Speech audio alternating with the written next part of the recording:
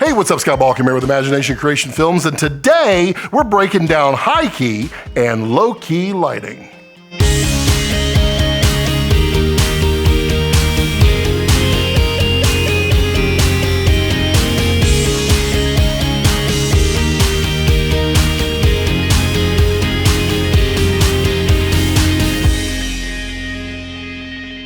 So we're going to be talking about the types of key lighting in just a moment, but before I do, I want to take a moment to ask that you click subscribe to this channel and tell 3 friends about us as well. Let's grow this community. Also, I do have a Patreon if you want to support me that way. It really helps. And now let's talk about key lighting. You've heard 3-point lighting a lot, and in my simple interview lighting video, I showed a couple of examples of simple 3-point lighting, useful for interviews.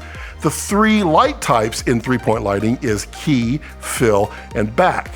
One of the most important positions of that light in a typical shot is called the key light. This is your main light on your subject. This light controls the mood, the character, the past, the present, the future, all of that in your subject. Now, it sounds an awful lot to be putting on the shoulders of your key light, but you'll begin to see the differences in the example later on. Now, we can't really talk about the key light unless we talk about the fill light. These two are simpatico. I demonstrated the 2 front lights in a generic way on the interview lighting setup, and today we're going to be focusing on the key light and its relationship with the fill light. Now, relationship is an important word here. As we all know, relationships can be tricky. Honey, you look good in a man bun. Now, the relationship between the key and the fill is a direct one. The relationship and their intensity we're going to refer to as the ratio, and it basically means the more fill you have, the less drama the key conveys.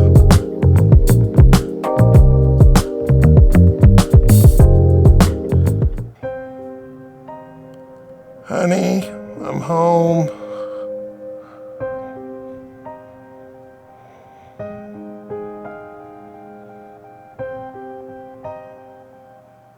And the first ratio we're going to talk about is the high key, and it's the more simple and easy lighting choice to explain. Let me show you. This is high key. Now, high key is quite simply an almost perfect split between the key and the fill lights in a ratio of 1:1. This causes a very flat and even light coverage on faces, subjects, etc. Now, you most likely would see these on comedies, sitcoms, and some lighthearted romantic stories as well. You might also see them in beauty shots, happy shots, in any scenario requiring the viewer to remove negative emotion from what they see. Now, typically this is done with large soft lights on both sides or directly in front of the subject. On a sitcom, there might be an entire bank of soft lights pointing at the set.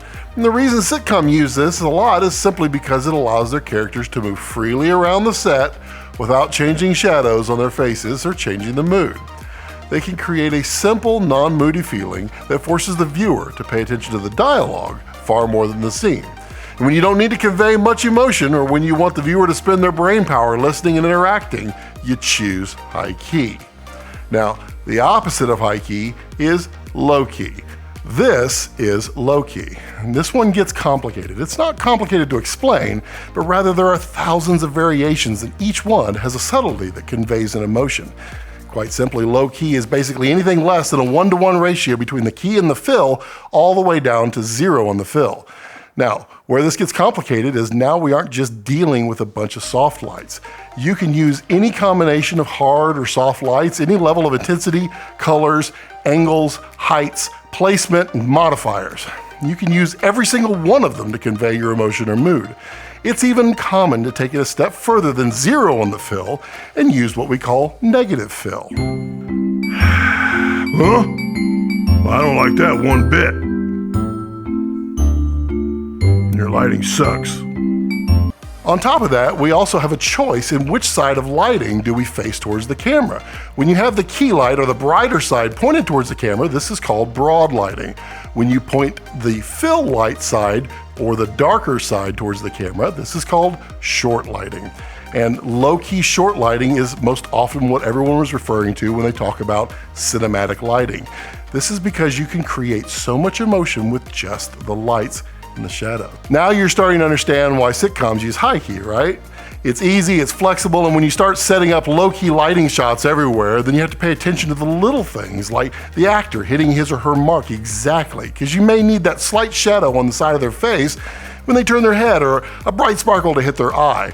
All of these things are done in low-key lighting to sell the mood the director is trying to convey. So I've just given a couple of examples here while standing here, but we're going to be doing a deep dive into low-key lighting over several episodes, just so we can spend our time dialing things in and helping you understand the emotions, because there's a ton to learn and there's so many different styles to break down.